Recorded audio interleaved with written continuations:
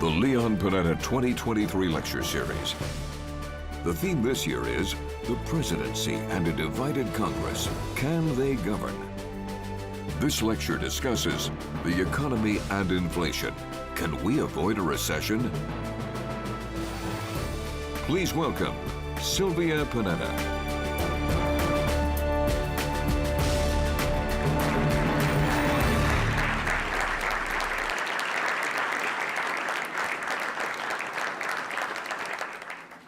Good evening. How wonderful it is to be here back in person, live audience. Thank you for being here to join us for the first lecture of the 2023 season. It's with great pleasure that I welcome all of you back to the Leon Panetta Lecture Series live here in Leon's hometown of Monterey, at the Monterey Conference Center. It's almost exactly 3 years to the day that Monterey County issued the shelter-in-place order in an attempt to halt the spread of the COVID virus. 3 years later, we can be proud of the resilience and ingenuity of the crisis that this crisis inspired. For example, the Leon Panetta Lecture Series went on live with Zoom at the time.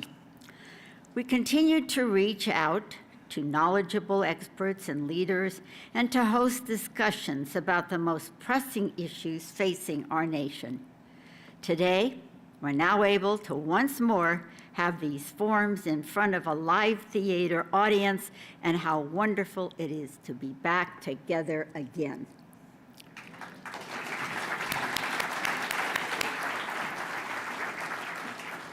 As ever, there is much to discuss. This season, our theme is the presidency and a divided Congress, and we'll ask the question, can they govern? Tonight, our focus is on the economy. Concerned about the economic impact of the pandemic, the U.S. government pumped roughly $5 trillion into the economy, the largest flood of federal money in recorded history.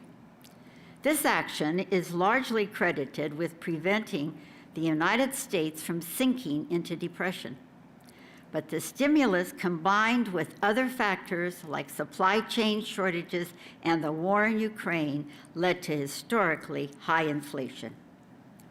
In an attempt to keep the economy stable, for that past 12 months, the Federal Reserve has been raising interest rates to try and bring inflation in check and at the same time avoid a recession. It is a dangerous balancing act, complicated by the cost of the ongoing war in Ukraine, new concerns about the stability of the banking sector, and the pending debate over the debt ceiling.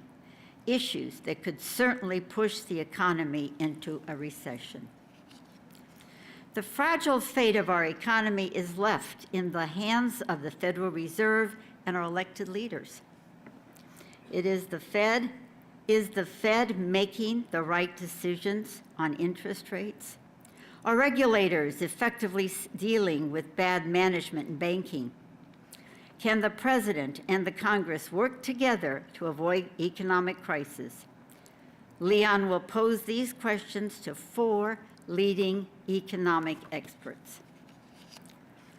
Our first guest is internationally recognized for his research on world economic growth, tax and budget theory, and policy, saving and consumption patterns, and the implications of changing technology and demography on capital, labor, and product markets. He served as chairman of the President's Council of Economic Advisors, called the CEA, from 1989 to 1993, when he helped resolve the Third World Debt and savings and loan financial crises. His CEA was rated by the Council for Excellence in Government as one of the 5 most respected agencies in the federal government. He later chaired the highly influential Blue Ribbon Commission on the Consumer Price Index, whose report has transformed the way government statistical agencies around the world measure inflation, GDP, and productivity. Presently, he is the Wolford Family Senior Fellow at the Hoover Institution and the Tully M. Friedman Professor of Economics at Stanford. So please help me welcome Dr. Michael Boskin.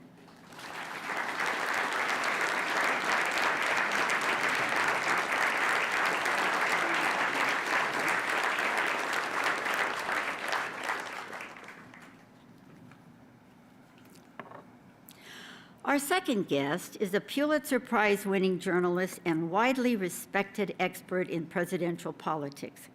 He has served as White House correspondent for CNN and chief Washington correspondent for CNBC, and has offered political analysis for the New York Times, NBC, MSNBC, NPR, and PBS.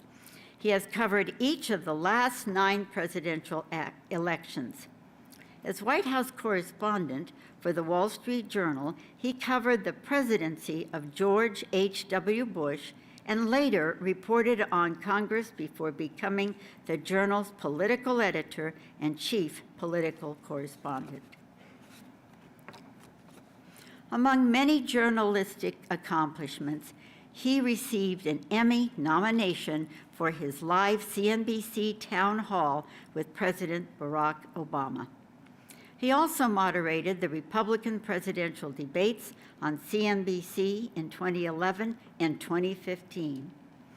He is the co-author with Gerald F. Sieb of the book Pennsylvania Avenue: Profiles in Backroom Politics and Power, published in 2008. Please welcome John Harwood.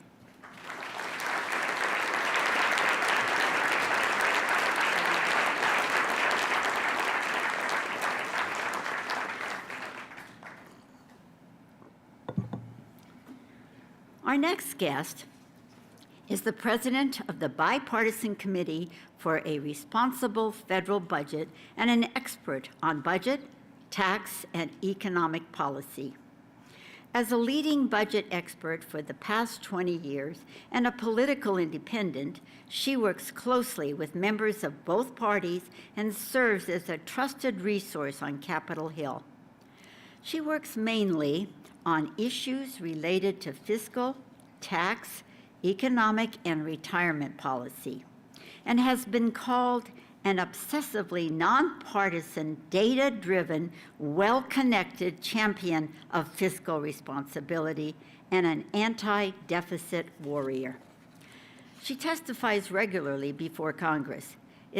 She is a frequent commentator on television and has published broadly, including regularly in the Washington Post, the Wall Street Journal, the New York Times, the Financial Times, the Atlantic, and numerous other outlets. Her most recent area of focus is on the future of the economy, technology, and capitalism. Please welcome Maya McGinnis.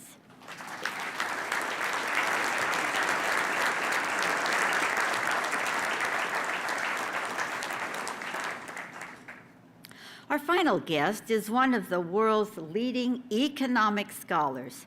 An expert in economic history and macroeconomics, she is best known for her work on the causes of the Great Depression, the subsequent recovery, and the conduct and effects of monetary and fiscal policy.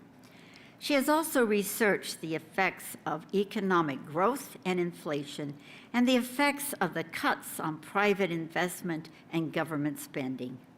From January 2009 until September 2010, she served as chair of President Obama's Council of Economic Advisors. In that role, she helped formulate the response to the 2008 financial crisis and the subsequent recession she contributed to the development and passage of President's health reform legislation. Presently, she is the Garth B. Wilson Professor of Economics at the University of California, Berkeley. Her current research focuses on the impact of financial crises in advanced economics. Please welcome Dr. Christina Romer.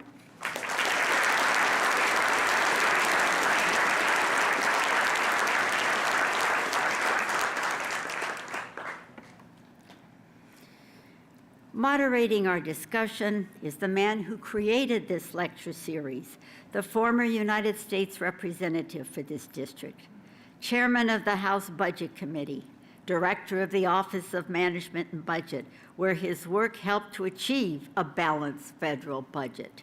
He was the chief of staff for Bill Clinton, director of the CIA, and then, of course, Secretary of Defense. So please welcome our own Secretary Leon Panetta.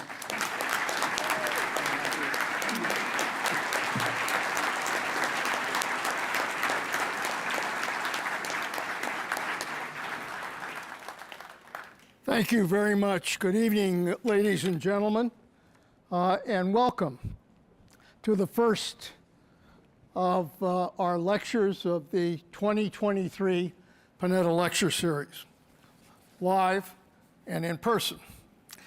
It's great to be back at the Monterey Conference Center, and great in particular to be back with a live audience. We have, in this lecture series, always focused on the challenges facing our democracy. Our theme this year is the presidency and a divided Congress. Can they govern? And tonight, in particular, we worry about the economy and whether anyone in Washington can effectively deal with a banking crisis, high inflation, rising interest rates, and an economy that could very well slide into a recession. And as if that were not enough, we have a record national debt of over $31 trillion, an annual deficit over $1 trillion. We also have the possibility of a default on our good faith and credit if Congress fails to pass an increase in the debt limit. We have a war in Ukraine. Is it any wonder that people are worried about economic uncertainty? What will it take to restore economic stability and confidence? Is the banking system sound and resilient, as Chairman Powell stated? Where is the balance between government regulation and a free market economy? And can the president and a divided Congress work together on fiscal discipline and the debt ceiling? These are tough questions in very tough times, but it's a good time to ask our distinguished speakers for their thoughts on all of these challenges related to our economic future. Let me begin with the news that we saw in the headlines recently. In the New York Times this past week, there was a headline, "Banking Crisis Fans Fears that a Recession Will Strike the U.S." Prior to the bank failure, there was some hope that an economy that had strong consumer spending, low unemployment, a good job market, and some signs that inflation was coming down, that we would have a soft landing. But the failure of Silicon Valley Bank, the Signature Bank, troubles with First Republic, Credit Suisse, and others have raised fears about whether or not we might be headed into a recession.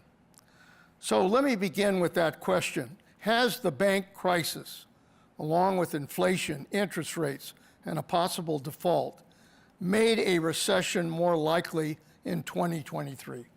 And give me your sense about the state of our economy at the present time. Well, start with you, Michael. Thanks, Leon. The state of our economy right now is very uncertain. We've had a resilient economy. Our job market has stayed resilient. Many firms have had a very difficult time hiring workers, which is unusual to have 1.8 or job openings for every unemployed person. And so part of what will determine whether we head into a recession is whether firms will continue to so-called hoard labor, worrying that if they lay too many people off, they'll have a very hard time hiring them back. So it's possible that that will cushion the downturn, but as some sort of a slowdown or recession is likely, partly because we've had this inflation. Core inflation has come down very slowly. It has come down a bit. It's still way above the Fed's 2% target. It's running 5% or so in round numbers. The canon in the central banks, including the Fed, is they have to keep their short-term interest rate target above the inflation rate for some period of time to eventually turn inflation down with an unpredictable long lag. So I think there's going to be some pain from that, and you can't not run an economy for 15 years with basically very, very low short-term interest rates and not expect when the chickens to come home to roost. When that game ends and you have to raise rates to ward off inflation, well, there's going to be some bad decisions going to be made. But relative to the banking crisis, thus far, those are very modest-sized banks. I worry that there's still some confusion about whether deposits above the Federal Reserve, Federal Deposit Insurance Corporation maximum will be insured more broadly. Funds are leaving these the regional banks to move into the larger banks, which are declared systemically important financial institutions. I think it's very unlikely this will infect them, so I don't think anything like 2008-9 when there were concerns of whether Citibank or Bank of America might go under. Morgan Stanley and Goldman Sachs almost went under. So I think that they're less leveraged, they have more capital. That's the good news, but it's likely there's going to be a slowdown. And the thing that I would emphasize is, well, it's not nearly going to be as bad as 2008-9. There must be some other financial institutions out there that are going to have problems. And the financial markets being the financial markets, they'll be tested. So there'll be more failures of this. It's going to be nerve-wracking for a while. Christy?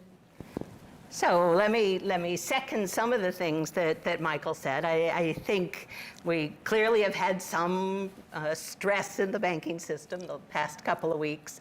I take a fair amount of comfort from the fact that it seems to be settling down, that we are dealing with Silicon Valley Bank. We just heard they just got bought. I think the government responded very forcefully and effectively.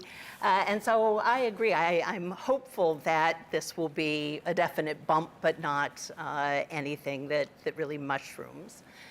In terms of the overall economy, I mean, one thing you have to realize, we actually, for all the uncertainty and things going wrong, we need to take a step back and say, you know, the unemployment rate is 3.6%, which is lower than I ever expected we'd be seeing, you know, this soon after the pandemic. So the economy has had a lot of, as has been described, resilience. Consumers are spending.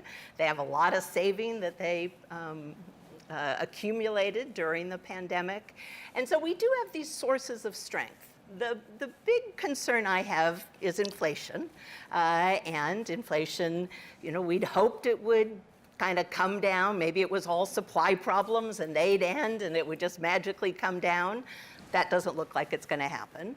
And so really the only tool the government has to try to directly or indirectly deal with inflation is the Federal Reserve raising interest rates, trying to slow the economy down.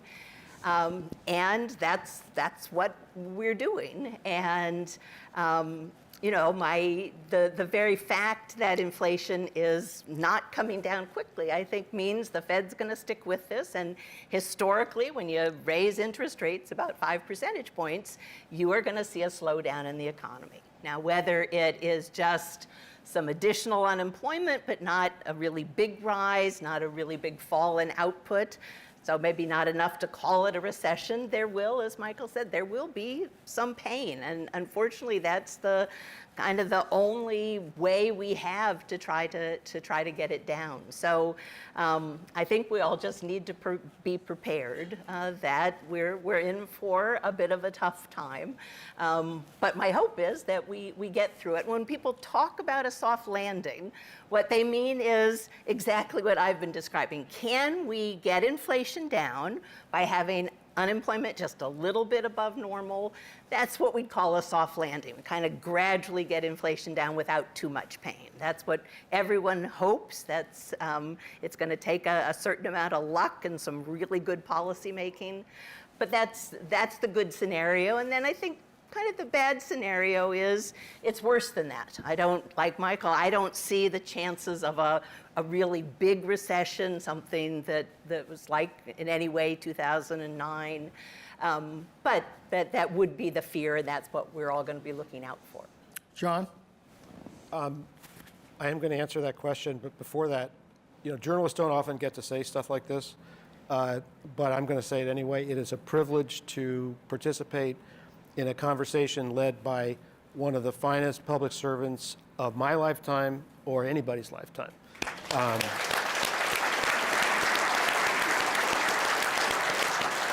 not old enough to have covered Leon when he was a Republican serving in the Nixon administration.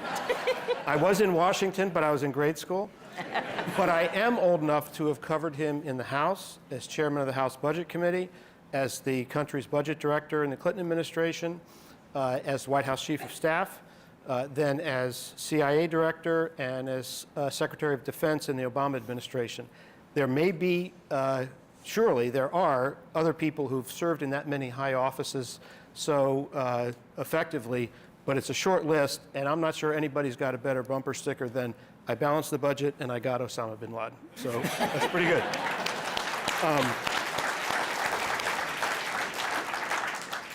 In terms of the state of the economy, you know, I'm a journalist. My views are derivative of people like my colleagues on the panel who I talk to. And the striking thing to me is how uncertain all of them are. I remember a conversation I had with Dr. Romer's old colleague, Jason Furman, from the Obama administration, right when Biden was taking office. And Jason said, man, they're so lucky in the Biden administration. With Obama, you know, the economy was collapsing when we took over. We passed a plan, but we knew things were going to get worse for a while, and so we were going to get a lot of blame for that. The economy's coming back really strong, and Biden's going to pass a rescue plan, and he'll be able to say, look at what my policies are doing. The economy's great. Well, it didn't exactly work out the way everybody expected, or the way Jason expected. It's always a matter of probabilities. You know, whether you're going to have a recession, there's a chance that you're always going to have one in any year. Clearly, those are elevated, and the banking turmoil that we've been going through has elevated it more. But I don't think it's a certainty that we're going to have a recession. Clearly, Fed Chair Powell believes there's a chance of a soft landing. The chief economist at Goldman Sachs thinks that that is still the likelihood that we will have a soft landing, not a recession, though he grades that possibility a little bit less than it used to be. So the outstanding characteristic of the economy right now is the inability to have a clear focus, a clear picture on how the pandemic has changed economic conditions in ways that might mean that some historical markers that we've used in the past may not mean the same thing as they have in the past.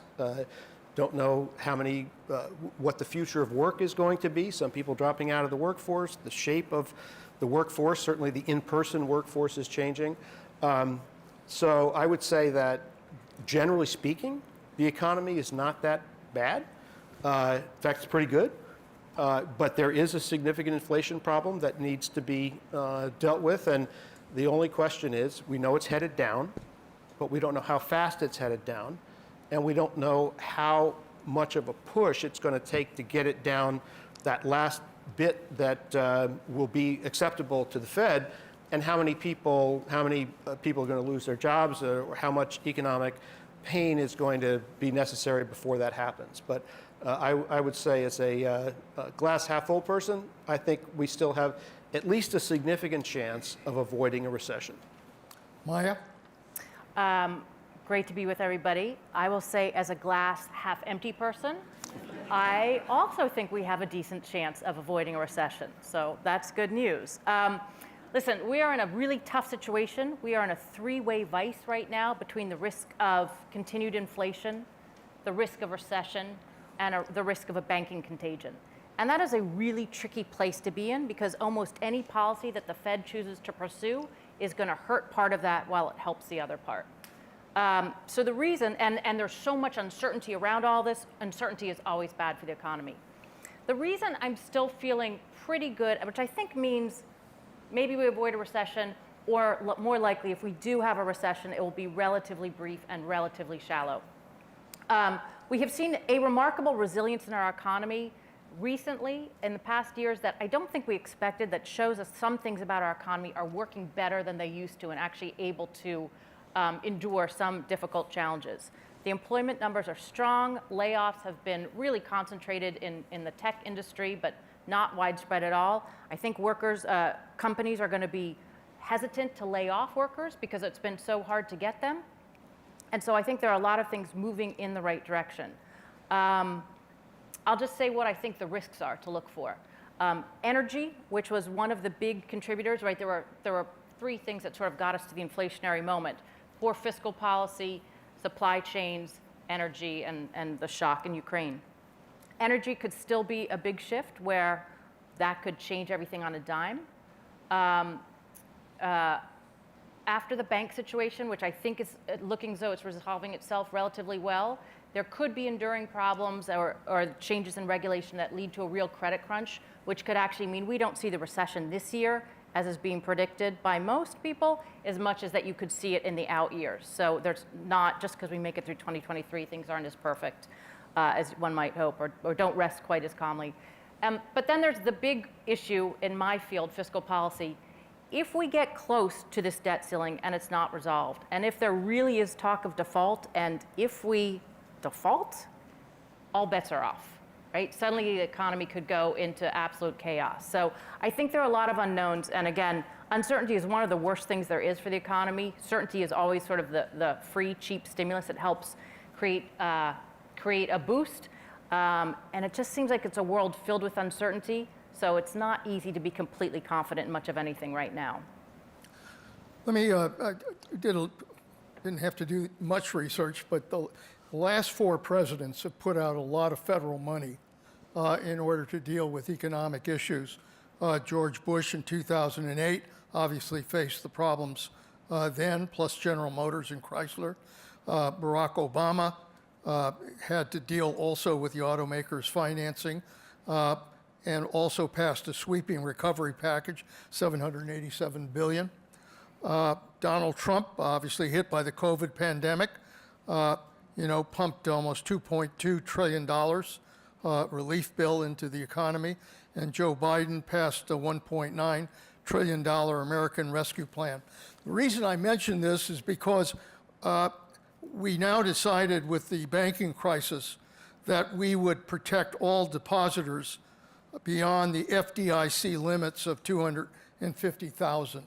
And I guess my question is, was that a right step to take? Did it create a bad precedent for the future? Are we looking at the need to bail out future banks and all of the depositors? There seems to be a mixed signal whether that's the policy, but it certainly seems that politically they're locked in a corner. Are they going to have to do that, Michael? Well, I would hope not. I think it's a bad idea to insure all deposits everywhere. I think that lessens market discipline, creates a lot of moral hazard, and will cause a problem down the line that may be even bigger. I do believe when you're stuck in a situation, sometimes you have to hold your nose and do something. I wasn't sure that this was necessary for Silicon Valley Bank. I think they probably could have withstood a day or two and continued the sales process. But they did it, and it's assumed in some quarters that that means any other modest-sized regional bank will be bailed out, let alone the ones we've labeled expressly under Dodd-Frank as systemically important financial institutions, the big banks, big investment banks, and a couple of insurance companies. So I worry about it. I think that they had to do something under the circumstances, and usually the FDIC will come in on a Friday, clean the thing up, separate out the bad assets, reopen on Monday morning, either having sold it or shut it down and sold off the assets or something. So I think that perhaps They could have extended for a bit longer, but I don't want to be hypercritical of this. I do think they're going to have to clarify whether all other depositors are fine, and they're probably going to have to clarify it in the next month or so, because the banks that deposit, the large banks, JP Morgan led it, et cetera, the money put into First Republic, may or may not be enough, number one, and number two, they're only saying they're going to hold it there they're only guaranteed to hold it there for 90 days. So something's going to have to be worked out in that instance. I think the biggest risk of a problem in the economy from a few more smaller banks failing would be in the commercial real estate sector, which is already reeling from the big rise in interest rates. There's not a lot of new home building being planned right now. That means fewer homes are being built, fewer carpets and appliances will be sold to fill them up, et cetera. So I think there are spots of the economy this may come out, but I would hope we could have much more targeted interventions and get back to a principle. Maybe we should raise this, maybe we should index the 250 for inflation or whatever. We get back to a principle that people operating with full information and full information about government policy should be able to take their own risk, reap the gain, and bear the consequences if it doesn't work out. Christy, what do you think? So, I mean, I think they did the right thing. I think in a situation where there's some threat that this could spread to perfectly solvent banks and bring them down, you just don't mess around. And so, I think it was a sensible policy. I do think it's really important, right? The amount of money we're talking about, right? I think the estimate is that the FDIC is going to have to use up $20 billion of their insurance fund. So it's not directly coming out of government revenues. That's what this fund is there for, is for dealing with situations like that. So I think it's a completely different order of magnitude than the trillions and trillions, for example, that we spent on the pandemic. The other thing to say is I do think we need to realize we've been through just a lot of really hard times. I mean, if someone had told me we'd have a financial panic and a pandemic, those were two things I was pretty sure I would never see in my lifetime, and suddenly we've seen both of them in the last 15 years. So I think that though you tell a compelling case that we do keep having to take these extreme measures, these have been extreme times. John? Whether they say so or not, I think it's plain for the political reason, if not the economic reason that Leon mentioned, that they are in fact going to guarantee the deposits of anybody over $250,000 beyond what is by law guaranteed. And I also, though, think it's important to clarify the terms. It doesn't seem to me that it was a bailout of the Silicon Valley Bank. It was a bailout of the depositors in the Silicon Valley Bank, which were business people, very wealthy people, and some small businesses run by people who aren't so wealthy. And I think it would be very difficult in a future situation with a regional bank with a somewhat less affluent clientele to say, you bailed out the guys in Silicon Valley Bank, the crypto guys, the tech guys, in that bank, and you're not going to bail out this bank in small town Ohio. The reality is there aren't that many people who plan ahead the way the basketball star Giannis Antetokounmpo did. He gave an interview after this thing happened, said he had 50 different bank accounts, each with no more than $250,000 in them. That's foresight. But there's not many people who do that. So, but I think, yes, I think there is a de facto guarantee, and I think the moral hazard issue is real, but I think that's the reality of it. Maya, what do you think? Yeah, I don't think it's a great policy. I don't think bailouts are good. I don't think bailing out people who don't need to be bailed out is good at this time in our country's sort of moment of economic resentment. I don't think it's good for moral hazard, but if I had been in the room, I would have completely supported the bailout, and I think it was the right thing to do. I think it also makes me realize we kind of have to recognize that our economy has become so complicated, so interdependent, and so run by politicians who don't like to do hard things, and we are not used to doing hard things ourselves, that it's probably going to be a pattern that continues. And so we may want to update our thinking a little bit more to understand that these are the systems in place. And I don't know if that means it leads to more regulation to avoid these things, or to understand kind of stress tests beyond just the banking sector, but throughout the economy. But I think recognizing that this pattern is a pattern that's probably here to stay would be in our best interest. Maya, while I have you, I mentioned the amount of money that has been poured back into the economy for whatever reason. And you know the end result of a lot of that, plus big tax cuts, et cetera, has resulted now in this $31+ trillion national debt. There are consequences to that. I mean, most people think that, especially in Washington, that you can go on this ride for a long time and that it's never going to catch up to you. I guess my question is, in addition to the problems we just discussed, is there going to be a time soon when it's going to catch up to us? Yeah. I mean, one of the problems I think with fiscal policy and pushing for responsible fiscal policy is that you don't see the direct costs at the moment. And so we have been borrowing excessively. And I don't mean, there are many times you should borrow. We should borrow for some of these emergencies. We should certainly have borrowed during COVID. We should have certainly borrowed during the Great Recession. But if you borrow too much, it weakens your economy. There's crowding out. Our economy is probably has slower growth now and a lower standard of living than it would have if we hadn't borrowed so much in the past for things that weren't important. It weakens your ability to be available for the next emergency. So the real risk is when the next emergency hits, and it will hit, will we be able to borrow so painlessly?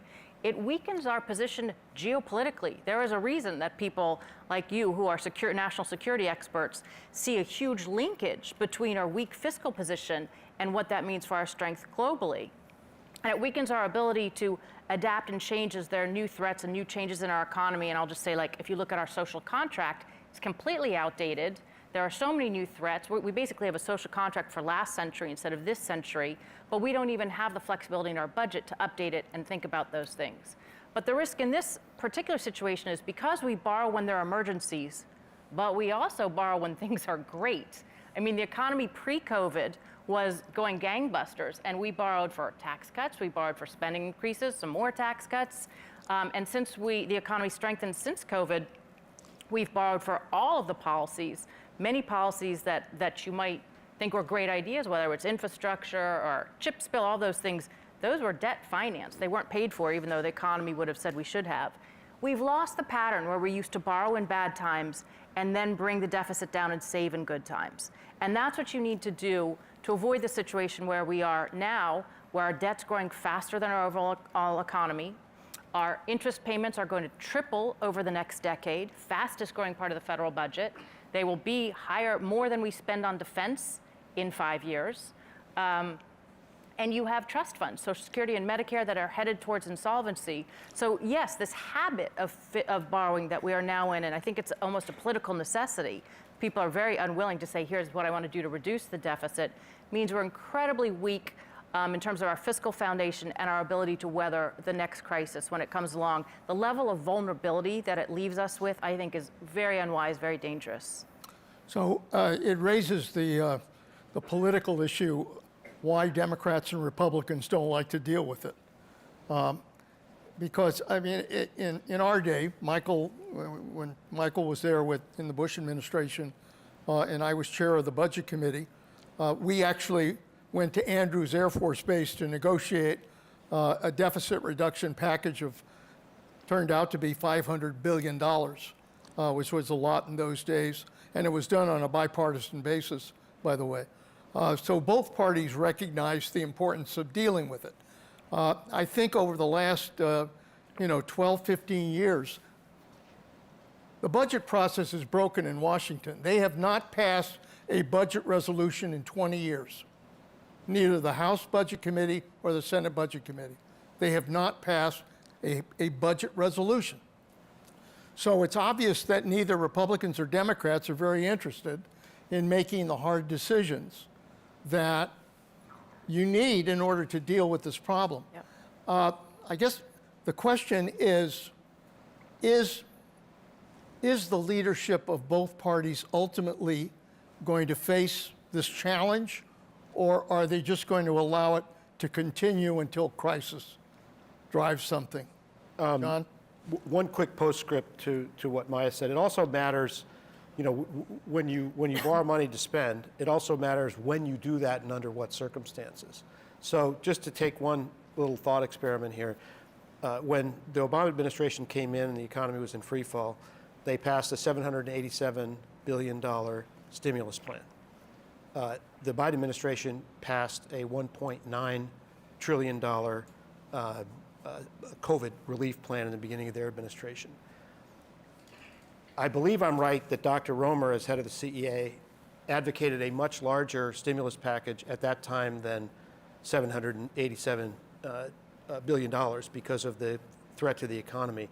I would postulate that if you just flip those two numbers and pass the $1.9 trillion in 2009 and pass the $787 billion in 2021, that you would have a stronger economy and lower deficits as a result of that, because our recovery would not have been so slow.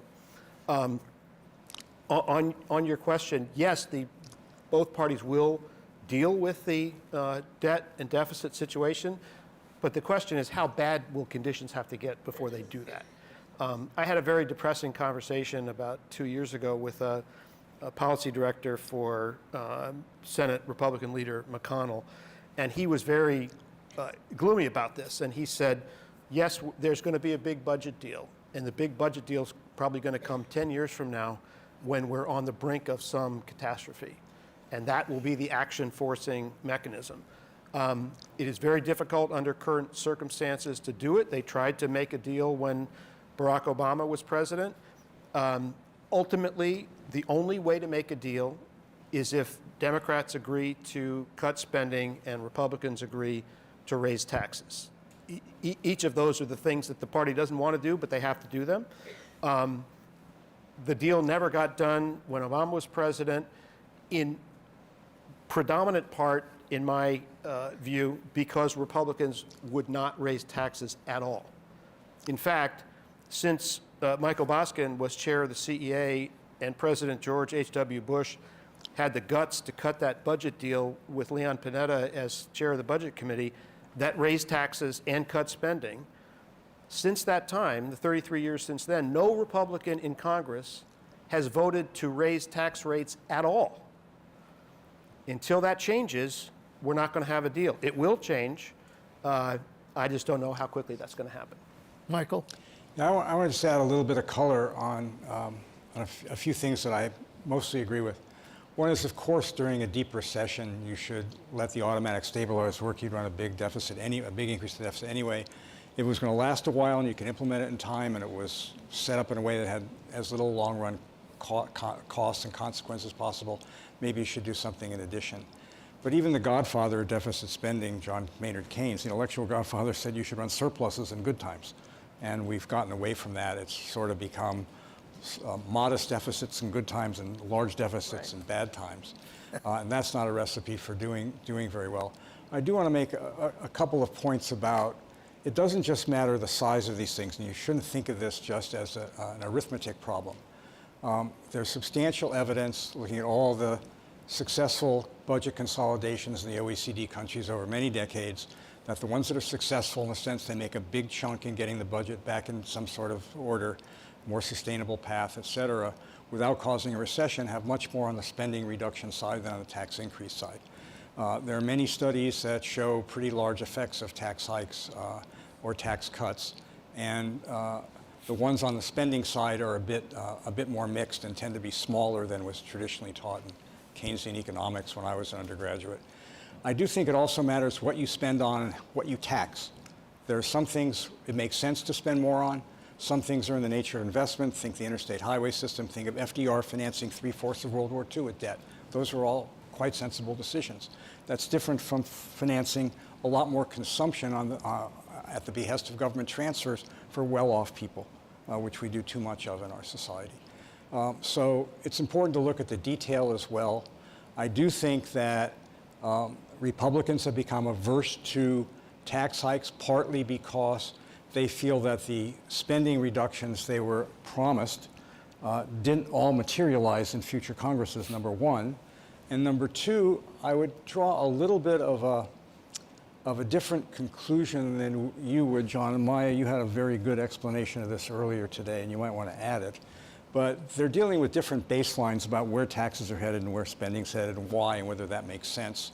And they have different views about the size of government, which intersects, and in many cases trumps, if you pardon the use of that term, their views about fiscal policy affecting the economy. They're more about the size of government, personal responsibility versus government being more involved in our lives, government being a last resort, not or a first resort, et cetera. I want to add one additional perspective from my many years in government and advising governments here and around the world. I think it was Rahm Emanuel that had the quip, "Never let a good crisis go to waste." I think that's the exactly wrong time to be making serious long-term policy decisions. I think those are the worst circumstances. Think about it. In a deep recession or a depression, the needs are exigent. People are really suffering. We saw this in the COVID and earlier in the deep recessions in the early 80s and mid-70s and 2009, et cetera. There are a lot of people really hurting, and you want to be able to do something to help them. You want to give them support, et cetera. But it becomes very difficult to titrate those programs down when they should be titrated down. And in booms, everything seems affordable.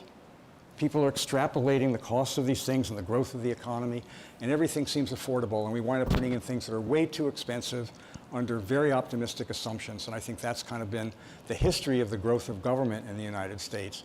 And I would have preferred policies that dealt with these problems in a more targeted way that had far fewer longer-term consequences. So, Christy, I mean, you're an economist. Tell me, what will be the impact if we ignore this huge growing debt? I mean, how will it impact on the economy? Well, first, let me just second what John said. You don't know how many times as the various COVID relief things went through, I said, what we could have done with that money. That 2009, the world really was falling apart, and it needed a fair amount more help. I think that what Maya said was exactly right, that there are certainly debt by itself. I often say it doesn't cause a problem until it does. And the trouble is you don't know when it's going to cause a problem. And it's when people finally wake up and say, gee, I don't think they're going to be able to repay all that. And then suddenly you can't borrow and you're in a real mess. And so, that is the one you kind of have to keep in the back of your head. And that's a reason for keeping it under control. So I think that's a big one.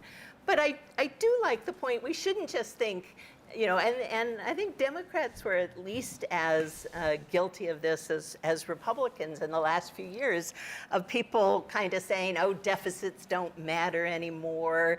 I think Maya and I were on a panel where they, should we learn to love the deficit? And we're both sitting there, no, right? Because it does, even if it doesn't cause a crisis, it is. You are sending some of our hard-earned money abroad to pay off your bondholders who've been lending us things. And so we are, in effect, poorer. And our children are, in effect, poorer. And so that is, I think, a very real consequence that, without a panic, you still really want to keep your fiscal house in order. So you're saying modern monetary theory is baloney? I am. Yeah. Oh, absolutely, and we've proved that recently, right? Let me ask each of you before I'm going to break to get questions from the audience. On the debt limit crisis, where right now we're not sure whether the Congress is going to be able to put the votes together to extend the debt limit, which has to be extended in order to protect the good faith and credit of the United States. We've been through these crises before. Let me ask each of you, will this Congress be able to pass a debt limit extension? Maya? Yes. The probability is yes, but that is not 100%. And I've never thought this before. I've never thought that there was an actual possibility of default. I think there is a deal to be had. I think it could be a reasonable deal that would generate some savings in the short term for 1 or 2 years, and hopefully combine that with some kind of a commission that would look at the longer term needs to bring our spending and our revenues into alignment. I think they should negotiate that through the budget process rather than on the debt ceiling, so get it done. Unfortunately, the budget committees, once again, don't seem to be showing up to do their jobs, and there are no budgets. They're supposed to be figured out by April 15th, and that is quickly coming. But I think, listen, there are more people in Congress who want to pass the debt ceiling, many, many more than those who don't. The problem is there are procedural barriers, and it will be up to McCarthy whether he wants to put something on the House floor or they want to figure out the politics of getting something done. But I think there are enough people who understand the absolute imperative to get it done. Gosh, I wish I were more confident. But yes, we're going to pass the debt ceiling. John, yes or no? Yes, they're going to pass it. It's going to be torture getting there. Well, I'm just an economist, but I'm really scared. So it's less, I feel, I mean, we're all having, I think, a rational view that this would be so catastrophic that surely no one would do this.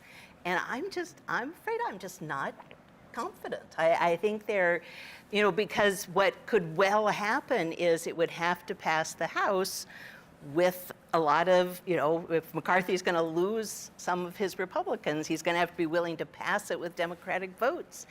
And I'm not sure he's going to be willing to do that. So that's my nightmare scenario. Yeah. So I guess I'm usually optimistic, and this is one where I'm not. Michael? I give the majority the probability that it will pass.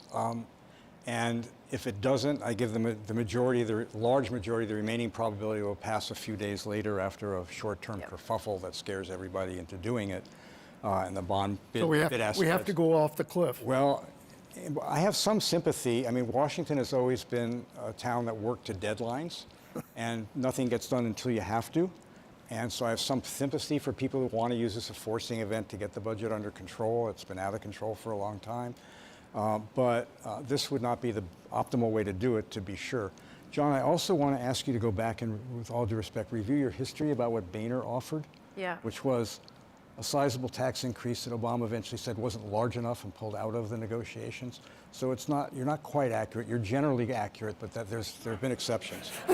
Well, okay. It occurred to me that they haven't voted for it. No, they haven't voted for it's accurate because The only revenue he offered was dynamically scored revenue. He did not offer static revenue. That's not correct. That's not quite accurate, but anyway, that's. All right. I believe it is true. In any event, the tax code in general as a tax code should have broader bases and lower rates. That used to be the position of the leaders of both parties, including the intellectual leaders in the Democratic Party, but they moved away from that to wanting much higher tax rates for distributional reasons. You can like that or not like that, but the fiscal policy side of this and the effects on the economy from the fiscal policy have been deeply commingled with other priorities. Let me take a moment, if I can, at this point, to recognize our question review team. They're the people responsible for selecting questions that will be presented to our speakers. And I'd ask you to hold your applause while I introduce the entire group. Mike Clancy, who's a contributor with the Cedar Street Times. David Kellogg, managing editor of the Monterey Herald. Ray Mashiecki, who's a reporter with the Monterey County Weekly. And Doug McKnight, who's a reporter with KAZU Radio. If you would thank them, I'd appreciate it.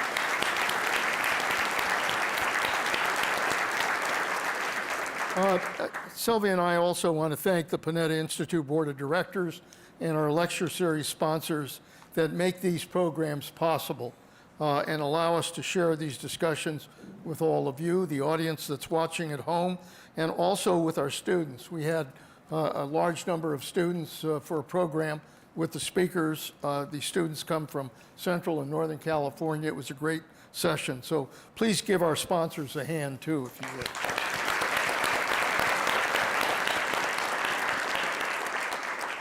Okay, how would you grade Jerome Powell's performance? And let me just add, did the Fed take too long to act on inflation? Michael? Yes, I think with what they had been infused with a review of how they conducted monetary policy in an era of low interest rates. And I think they became too convinced that they had to deal with that in a way that changed their behavior. They could run a hot economy, they could worry about inflation later, and it could get above 2% for a while, and they could always get it under control.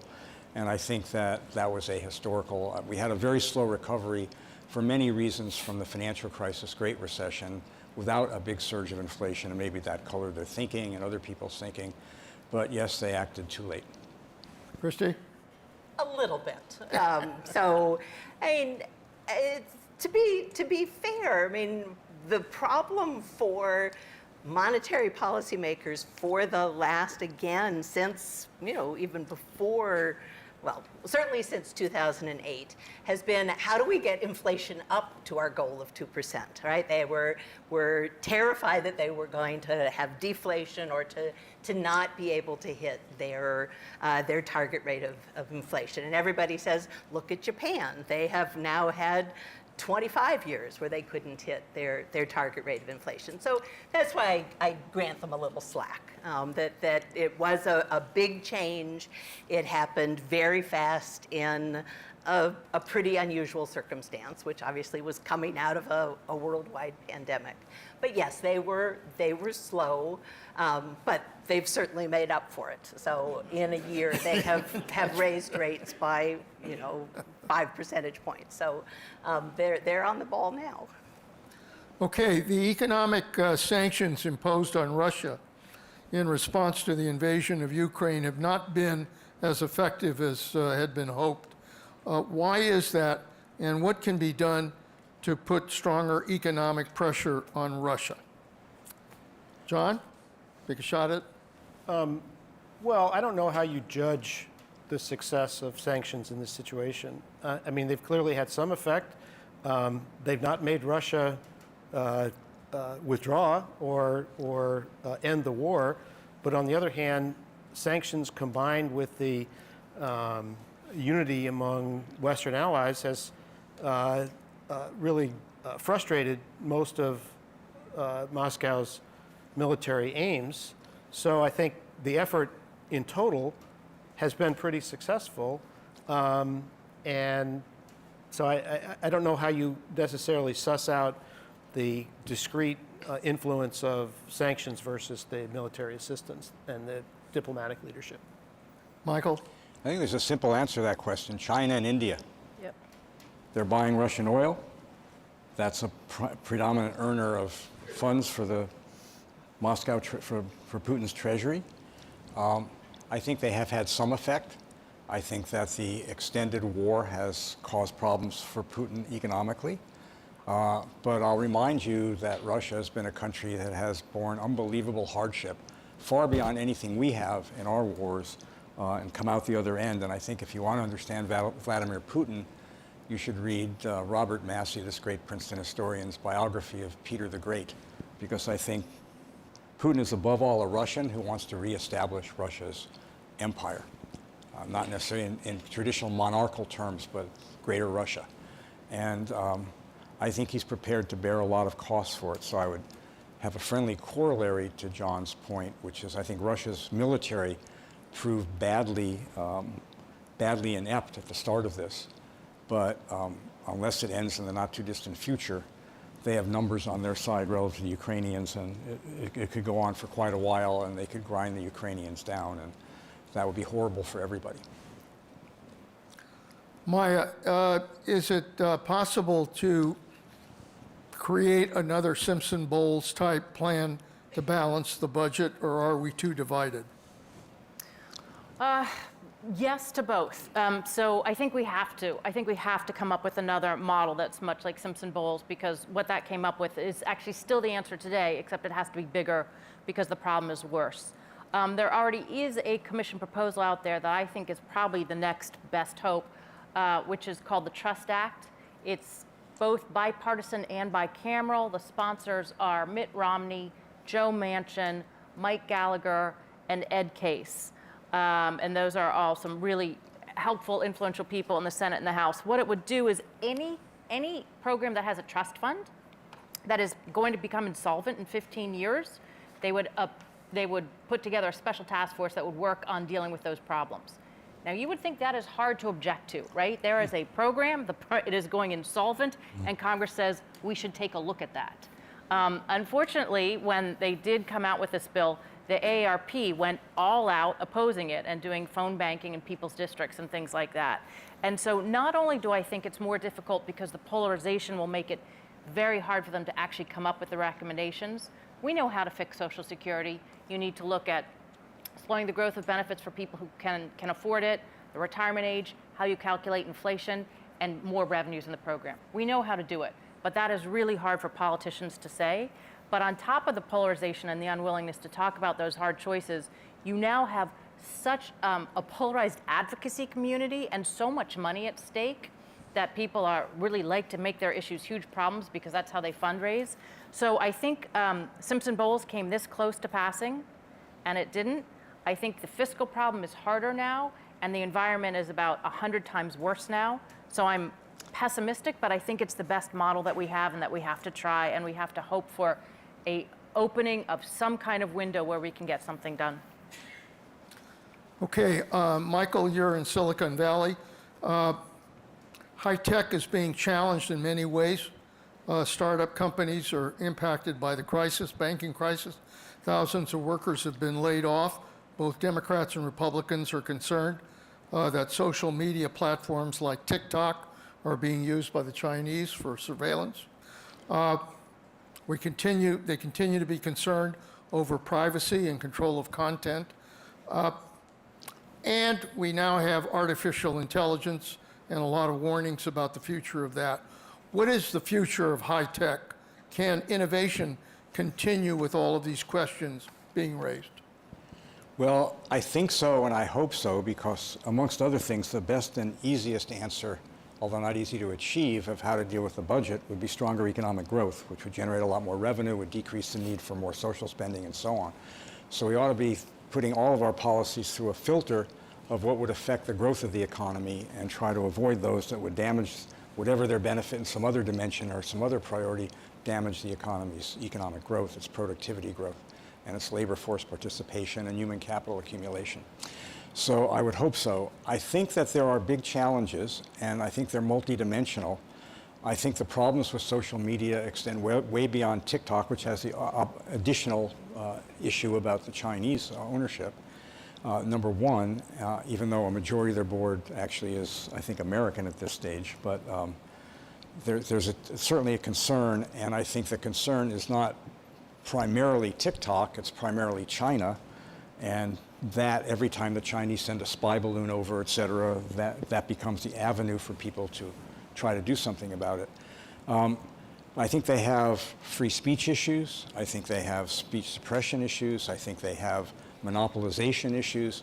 And I think they have their at times resistance to help our national security because they have a bunch of woke youngsters running around who say we won't participate in a project, as if our Pentagon is corrupt during Hitler's time or something. It's just horrible. So I think all those things are going on, and there are different groups of people in the Congress and in the country, strange bedfellows at times, worried about any and all of those things. So I think that's going to have to be worked out, whether that's Section 230 that grants a lot of protection to as publishers, et cetera, whether that's antitrust issues and the like. But I do believe myself, from witnessing generations of Stanford students, that despite the many good things that have come about from social media and technology for our children's smartphones and apps that tie them together and actually get them lots of information that may or may not be accurate, by the way, with the poor filters are what it means. I think that there's a big concern that they're spending too much time on it and not enough time learning to think for themselves, learning to explore, to wonder, and things of that sort. So I'm generally not a big regulatory guy, but I wish parents would, at the very least themselves, start enforcing a lot less time on these devices for their children. I just wanted to add one thing about the tech industry, which I found very helpful, which is, when you think about why are we seeing the big layoffs there, one thing that someone pointed out is when you invest in high tech, most of their research and development, that kind of investment, if it pays off, it's going to pay off probably in the very distant future. So a lot of the things that they're thinking about or wondering about are maybe have very high returns, but they're not going to have high returns tomorrow. And those are exactly the things that are very sensitive to interest rates. And so I think for something that's going to pay off in the distant future, raising interest rates as much as the Fed has done, I think that is a part of why we're seeing it, things happening there, rather than some fundamental, we've forgotten all the good ideas kind of thing. I think it could be more of a cyclical phenomenon, and they're just kind of at the front end of this. It should be. I should have mentioned one other thing which relates to what you just said, Christy, that the layoffs have not even brought them all the way down to their pre-pandemic growth trend. All the big companies just hired massively during COVID because there was a big shift in demand of their products because everyone was at home. So I think that has to be borne in mind too. It's layoffs from a very elevated hiring. Maya, earlier we talked about this, and you expressed some concerns about artificial intelligence. And the reason I ask you is because, at least in the last few weeks, there seems to be even more attention to whether or not we're going to be able to control what artificial intelligence does, or is the genie out of the bottle? Fasten your seatbelts for this answer. Yeah. Okay, we've been together all day, and I am a bit of a doomsdayer on the technology. I'm going to try to be upbeat. Listen, where we are with technology versus social media and then AI, we are doing a massive experiment on our brains and ourselves as humans without the ability to catch up and think through it. And I think it's Yuval Harari who says, like, the pace of technologists versus the pace of philosophers who regulate them are completely different. And we have already seen with social media that it has not just changed our brains, but changed our teenagers' brains. But I won't make you raise your hand, but how many people have a hard time finishing reading books now, when we all used to read books all the time? Like, we know it's changing our brains. Part of what's going on with our polarization is the effect of technology, because how it is changing, and I worked with neuroscientists to try to learn and understand this better, and I'm only beginning to a tiny bit, but it is changing the way that we process information in a way that we are not good with nuance, we are not good with impulse control, and these are the kinds of things that are leading to the quick responses and the angry responses that are helping drive polarization. That's just social media in the beginning. With AI, I think the ability to regulate something that is quickly going to be so much more knowledgeable, make us completely dependent on it. I mean, I asked my AI to write me an op-ed on the debt ceiling, and it was good enough that I said, "You better put this away, or I'm not going to be able to write in a couple years," because we will lose our own skills as we become more dependent. But the bottom line is, we are creating new ways of building systems that we are so dependent on and so vulnerable to being manipulated from, whether it's from outside sources or within, that they threaten our very systems. Both capitalism and democracy absolutely depend on truth and trust and information to function. You need to be able to have your own information and know that it is true to make choices on how you vote or make choices on what you buy. These things are all going to be changed dramatically by AI in a way that we are not thinking through, we are letting happen. And so I will not go to the dark place that I shared with all of you before, but I think there are End of humanity, Okay, I think, fine. was the phrase that Fine. But I think we're going to get through the debt ceiling, so that's good news.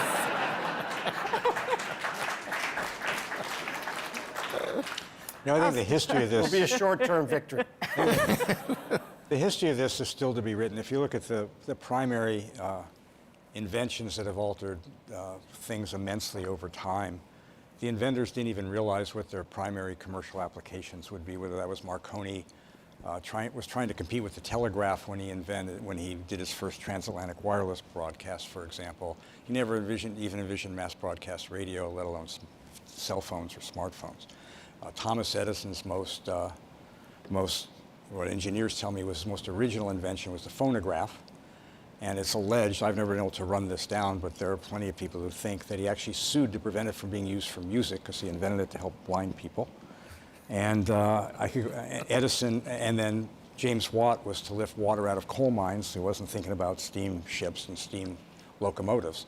So I think there's a lot of uncertainty about what will eventually happen with all this stuff. But I do agree that it's not a good thing when the bulk of the country is either not in a position or not able to quickly absorb some of these things that are being done by a small fraction of society. That I think is a great risk. And so in that sense, I'm sympathetic to the concerns you're raising, Maya. When my kids were young, Disney did a movie called Smart House. Do any of you guys remember that movie? And it was about a family that had a house that did all these things automatically. It would make the meal, and it would turn the lights on and off and adjust the power and vacuum the rooms. And eventually it came to like have dominion over the family. And there was a war between the house and the family. Now, it had a happy ending. Ultimately, the family defeated the house, the smart house. But I guess it's not fated that will always end that way. Well, speaking of weird things, is there a role for cryptocurrency in our economy? Christy, talk about cryptocurrency. So this is normally when I do one of these things, I say I'm happy to talk about absolutely anything except cryptocurrency. Because so I'm not ashamed to say I don't understand it, and it makes me very nervous. And I feel very good that I had the good sense to never put any of my money into it. So Michael, do you have? Yeah, no, I've actually had to think about this some and teach some of it in a extra course I started teaching at Stanford, which unfortunately has become very large and demanding, but on personal finance. And so first of all, the underlying technology, properly implemented, blockchain technology, is a very efficient technology. Think of it as a distributed ledger. That's being used increasingly inside large banks and so on. So I think there's something to that. I think that it's very risky to depend on private stuff that you don't understand and on things being fulfilled and on exchanges that may or may not exist when you go to redeem and so on and so forth. A lot of people made a lot of money. Bitcoin's still worth something. It's not gone all the way to zero, but it's down a lot. We started this course in March 2020, and the next week we had to go online and the stock market crashed because of COVID. And this was on the minds of every Stanford undergraduate whose roommate said, I just made a killing in crypto. I took my $100 and it's now worth $5,000 or something. So this is a big issue. I think the big issue is if there ever are really outside of China, at the major currencies, central bank digital currencies, it will disintermediate the private stuff, other than the stuff that people want to keep private, like illegal activities and laundering money and getting money out of autocratic places like the Middle East, someplace in the Middle East and Russia, et cetera. That's where the early money came into crypto and what it was used for, and tax evasion and things of that sort. I think the central bank digital currencies are something the Fed has waxed and waned more on, and the Chinese are doing it in an experiment in 28. They started in 4 cities, they're doing it in 28 now. And some people are concerned they'll get ahead of us and that technology will get embedded in other countries and so on. But I do think that the basic issue is it's much more efficient if I don't have to go through a financial institution to go through the central bank and then back out to the other financial institution and back out. If it's just done directly, it could lower costs and be more efficient. But I think we live in a society where enough people don't trust the government, not always for the wrong reasons, by the way. Sometimes it turns out that there's good reason to be worried, that they might want to surrender their privacy and let the central bank know about every transaction they're making. So I think we've got a long way to go before we get there. So I don't think crypto's going away. I think it's probably going to have other explosions, but we'll see. Maya? Just one thought on it, because I agree that blockchain is a really, really important technology. Crypto, I'm less sure. I'm not sure what problem it's trying to solve. Well, you just laid out some that possibly it is, though I think there are real weaknesses also with the loss of control. The Fed no longer would have the same kind of control over the economy if crypto continued to grow. But what I do observe is I think there's going to be, if you think about the GameStop kind of situation and you think about crypto, I think we're going to see more and more things where there are sort of bubble-like situations in our economy by influencers. Elon Musk was a huge piece of this. And the fact that we have this new kind of influencer economy where when some people start to say, do something or invest in this thing, there becomes a Ponzi scheme-like situation where I never believed in crypto, but I was pretty certain a lot of millionaires there were going to be a ton of millionaires and I was not going to be one of them. And that still sort of bothered me, even though I thought it wasn't a good idea. And I think we're going to see more of this where they're kind of bubble-like trends, and the real trick is how you get in and get out at the right time, which is terrible, right? You want an economy that's based on fundamental strengths, and I worry we're going into a new trend in a very different direction. Just saying, Elon Musk bought Twitter for $44 billion, and he just valued it at $20 billion the other day, so. He could afford it. Did lax oversight by the Fed contribute to the recent failure of Silicon Valley Bank? And if so, what needs to be done about that? I mean, I'll say it was certainly a factor. I mean, there are various factors. One is they had a sort of a uniquely flighty depositor base in the sense that these are people with lots of uninsured deposits. So I think that already made them quite risky, because these are people that could pull out very quickly and pull a lot of money out quickly. And then I think we did in a couple of years ago say, gee, we don't want to, after the 2008 crisis, we absolutely put in lots more regulation. We were doing stress tests to make sure banks could stand up to, stressful conditions. And one of the things that got changed was they said, oh, gee, these kind of mid-sized banks, they aren't the really big ones. We're putting all these burdens on them. So we had taken off those burdens, and there was a lot of lobbying wanting to get those, make banks like Silicon Valley Bank not subject to some of the really stringent regulations and procedures. And I think we are learning that came with consequences. And so yes, I think there was both a change in the law and maybe regulators were not watching as much as they should. I would say, I think this was a situation where everybody screwed up.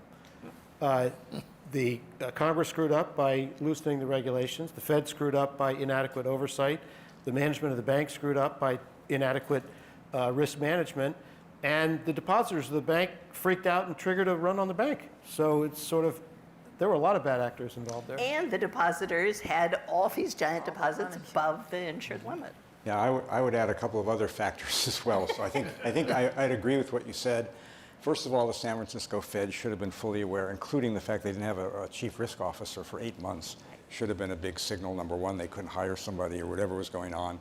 The concentration of the lending and the banking relationships with a very small sector of the economy. We love technology. It's important in Northern California, but it's a small fraction of the whole economy and all the employment. It's not distributed widely across sectors and across geography. But also important was the fact that the law that got changed, for all its good intentions and some good it did with higher capital requirements and so on, led to a situation where financial institutions were told to bifurcate their assets, and those that are being held for trading and those that are going to be held to maturity. So it meant if you bought a 10-year treasury or a 30-year treasury even and marked it as hold to maturity, you eliminated, in addition to the lack of a default risk, you eliminated interest rate risk in some hypothetical sense if you kept it to maturity. But as soon as your depositors started to flee and you had to get cash to pay them, you had to sell it and take the loss. And that's exactly what happened in Silicon Valley Bank. So that wasn't really thought through very thoughtfully. And the combination of that designation, at a time where, by the way, all the Fed forecasts, their dot plots and all this sort of stuff, said inflation, interest rates were going to stay relatively benign, I think was a contributor. And as usual, human beings do these things. We're often reacting to the last law. And the financial markets or other people will figure out a way to go to the limits and perhaps on occasion cross the limits. And we have to come back and figure out what went wrong. And in this case, it was a combination of things, including the fact that this hold to maturity stuff didn't make sense in a world where interest rates would be rising, especially abruptly. Let me ask each of you, we're about to wrap up, but I mentioned to the students the poll that the Panetta Institute took, where a majority of students said that they were not going to have a better life than their parents, which meant that young people don't think they're going to be able to enjoy the American dream. I want to ask each of you, as you talk to those young people, what do you think about the future of the American economy? In other words, we know what the problems are we're confronting now. What do you think is the future with regards to the American economy? Are they going to be able to ultimately enjoy the American dream, or are there problems out there? Maya? So if I had answered this question 2 months ago, before the AI situation, I would have said, I'm very worried for them. Once AI? We're leaving too much debt, and there are too many new problems. There are new threats around the world, and we haven't invested enough in them, and we should have done more on human capital, and our education system isn't what it should be. And now we've got a mental health crisis, which frankly is taking out a generation that I don't think we're giving enough attention to. And so I would have been worried. Now I think the whole game is AI, and I think there's two scenarios. And one is we could create an absolute world of abundance. If we do this right, we could we could solve so many problems, create abundance. I'm not sure abundance is a great thing. I've started to think about what makes us feel satisfied, and I'm not sure having too much is the answer. But I'll take that scenario over the other, AI takes us out as human scenario. That's the other one. But if this turns out to be something that we can't control and that we unleashed without the ability to either figure out how to control it or how to control its ability to be weaponized, then obviously they're going to have a lot worse life. And I think that that scenario is reasonably high. Gosh, I'm glad I'm not the last speaker. John? John, what do you think? Well, I'm going to reiterate the uncertainty point that I made earlier and tell one small personal story. I remember in 1990, I was writing a story about the economic future of the country, and it was at a time where there was rising attention to issues of income inequality. And I interviewed a guy that everybody up here knows, Bob Reischauer, who at that time was at the Urban Institute. He later became the Congressional Budget Office Director. And he said, well, it's really bad now. We don't have the will to, raise the money we need to make the investments that we need. But I just had a kid. He said, when your kid comes out of college in 2011, it's going to be an abundant economy. That their demography means that people of her generation are going to have a huge choice in jobs. Well, 2011, we were coming out of a pretty bad financial situation, and I don't think it met Bob's prediction. I think the one huge thing we've got to get over is the demographic shift that we're undergoing means that baby boomers are retiring, and there are fewer workers who are going to be around to pay the taxes to support my Social Security benefits. We need more workers, and that means we need more immigration. Immigration is a toxic word in American politics right now, and that's a very difficult hump to get over. However, you have to decide sort of temperamentally if you're an optimist or a pessimist. I'm an optimist by temperament, and so my assumption is that, as in many of these other challenges, ultimately, after a lot of anguish, we ultimately do the things we need to do to thrive and have the country move forward. And I have to say, I'm confident we'll do that again. Okay, Christy? So I think I come down on a fairly optimistic side, and it has elements of both Maya and John, which is, one, I think we do get a little caught up in the, I want my life to be better than my parents. And I'm not quite sure what that means. So it can mean material things. When I see my own 3 kids, I think they all value time, to them, they're not as interested in working the 80 hours a week. That, they have different values. And so I think they will not have perhaps the a noticeably greater material standard, but I think they may be happier. And the other is just coming as an economic historian. I mean, I think people have probably said the steam engines, are going to be the end of humanity. Certainly the nuclear weapons are going to be the end of humanity. We go on, and yet we seem to keep muddling through. And I actually think, each generation is going to have the chance to make their way, and I guess I'm pretty optimistic that... Michael, you get to wrap up here. Okay, well, first of all, I myself remain somewhat cautiously optimistic.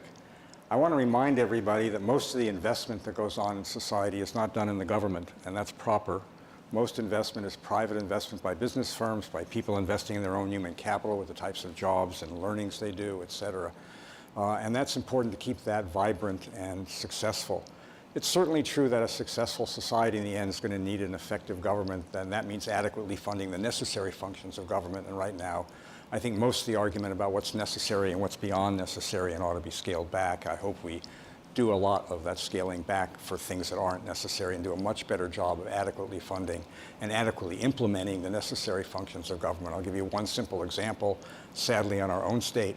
1 year after the COVID crisis, California still had 1 million backlogged unemployment insurance claims. The most desperate people couldn't get money a year afterwards. So we need to shore that up. It's mostly if we maintain a healthy, vibrant, mixed capitalist society where government is primarily the last resort when necessary, not the first resort, and we keep strong incentives to promote economic growth, to work, save, invest, and innovate, I think we'll be fine. We'll have lots of kerfuffles, we'll have lots of problems, but we'll make it through. Thank you, Michael. Let me just add my 2 cents. I always tell the students at the Panetta Institute that in a democracy we govern either by leadership or by crisis.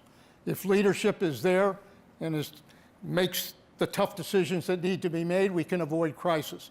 Otherwise, we'll govern by crisis. I think the real test is what kind of leadership we have for this country. And if we have the right kind of leadership, then I think our kids will have a great future. In the meantime, I want you to thank all of these speakers for all they presented here this evening.